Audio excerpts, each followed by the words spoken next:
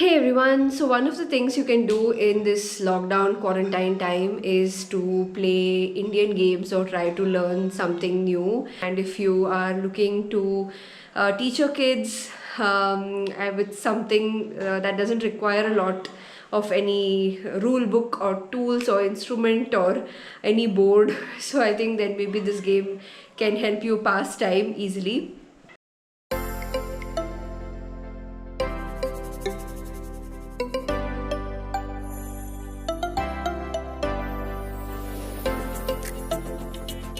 So there are three things that you require to play this game. Piece of chalk and a board like this, like an exam pad will also do. Secondly, you need some shells, and if you don't have shells, you can always use dice and also pawns. So this is a 4-player game. So I have used 4 elaichi, 4 kabuli chana, 4 rajma and 4 brown chana. Easy to find at home, and it's something that's very accessible. That's all you need to play this game, and it can keep you entertained for hours.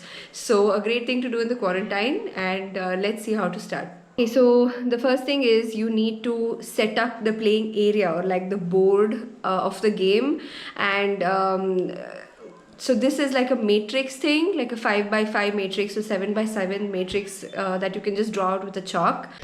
So here you just need to draw out 1,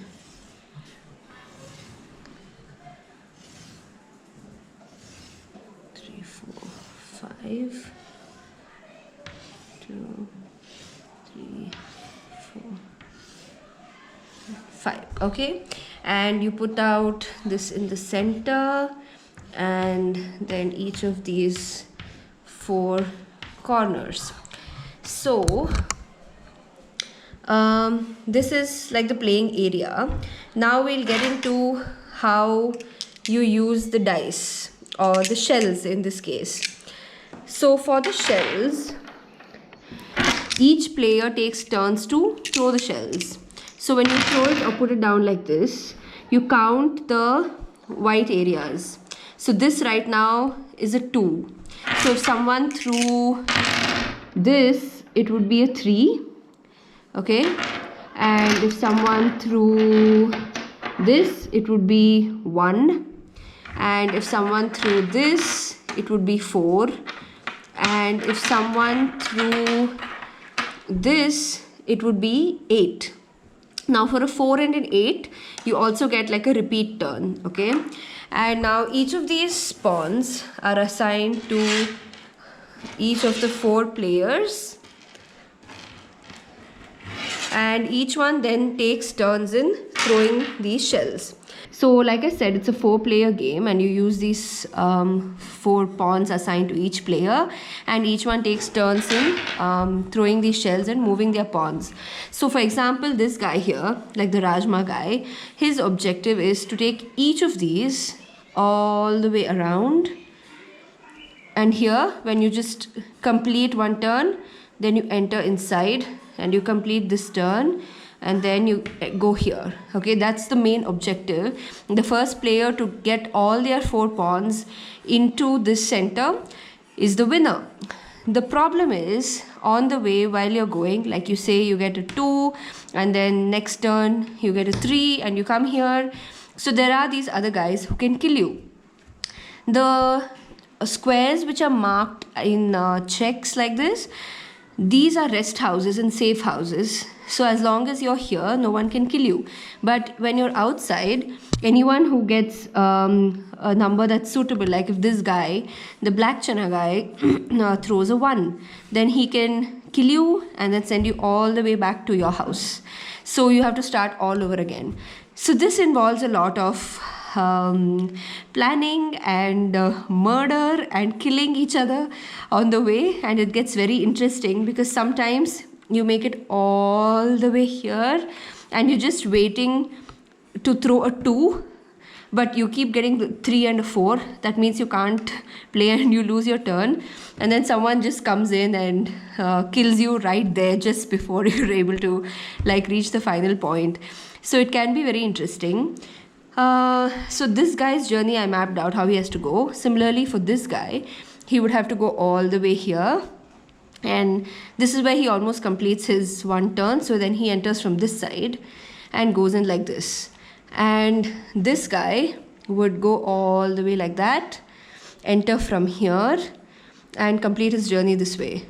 And this guy, the Kabuli Channa, would make this journey and enter this way. So you also have to be mindful of which direction someone's going to enter in, because you can reach all the way here and feel like you're really safe, but this guy might be lurking somewhere here and then just enter here and just kill you. So this is it requires some mindfulness, and it can be really interesting. So the objective we have established. Now there's one more rule to make it a little more fun. So we mapped out the journey, how to enter in, but if you have to go this way, you can only enter this if you have killed someone on the outer circle. Only then you can enter the inner circle. And the killing has to be just once. You kill someone or anyone, not each of them. You kill any pawn once.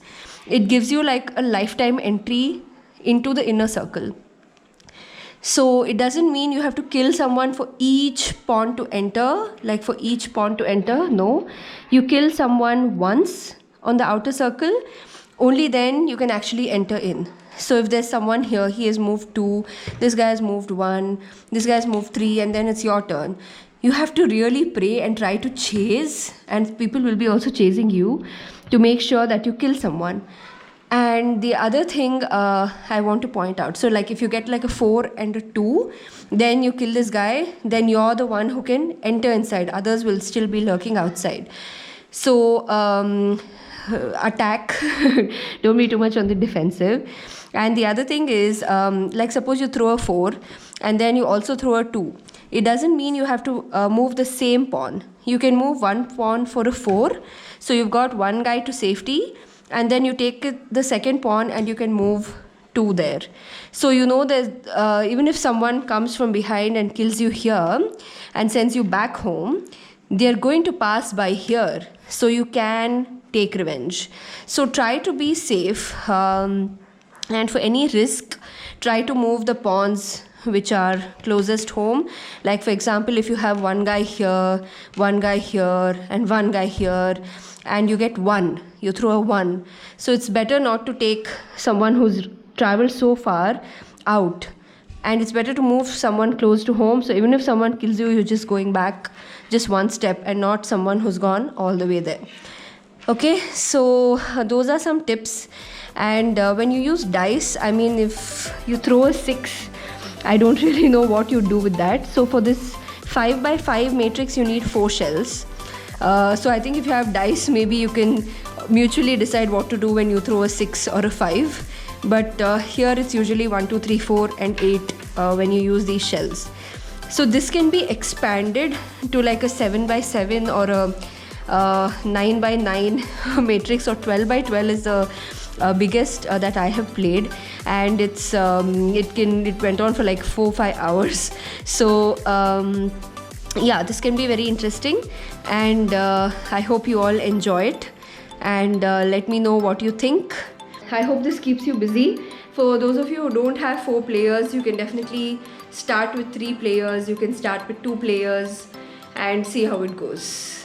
If there are any questions, leave it in the comments and I'll try to answer it.